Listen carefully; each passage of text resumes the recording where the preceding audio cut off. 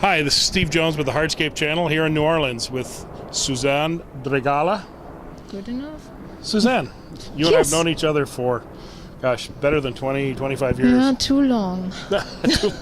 Okay, that hurt. Where are we standing today? Okay, this is the rice mill, this building behind us, which you can't see. And obviously it was a rice mill at one point. Over there is the Port of New Orleans, and this is one of the last ballast stone, cobblestone roads in this country that we had to redo after Katrina. Actually, we just did it now because there was no money for it before. Okay, the government has machines that run very slowly. So it finally came down to us and we fixed the streets. So your company, Rock Pavers, Castle Rock Pavers, has been in business for quite some time now. Yeah, almost 18 years. And I've known you much longer than that before you got into the construction part of the industry. That's right. We were not competitors, but I sold quite a lot of color to the various manufacturers of concrete products in this country. That's correct. Well, you've got a rich history in our industry, and it's great to see that we still have you working in our industry and doing great things. A lot of people would not agree. I have that same problem, so no issues. That's why we still talk to each other. It's the only people who answer my calls. Now, Suzanne, yes. This type of paving obviously is unique from what we would say interlocking paving. Yeah. And your company has begun to specialize in what areas? Well, obviously New Orleans is a very historic city, not only known to people who like to go to Bourbon Street and next year's Super Bowl and so on, but also because of our architecture, and part of that architecture is the pavement. As opposed to probably most cities in this country, we have special legislation to protect our pavements. It means you have to replace in kind, which is often an impossible thing to do because we have these old things like this one. And no more ships with stone ballast. Exactly. We don't have the Confederacy anymore. Did that go away?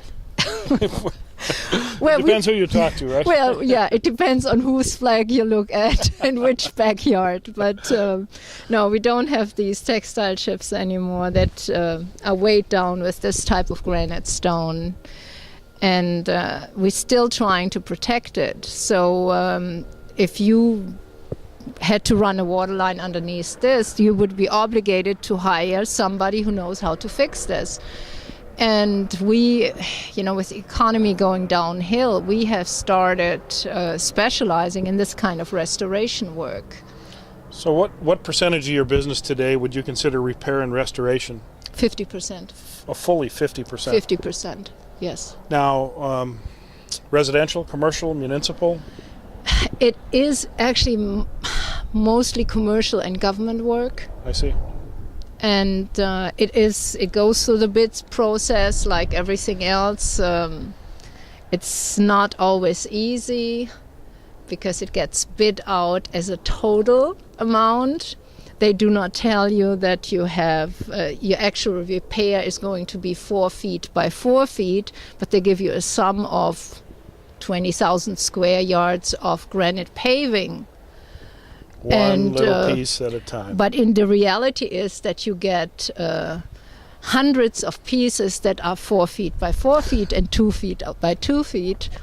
So you have people bidding on this who do not really know what they're bidding on and put very, very low numbers on the bid sheet. At least one time.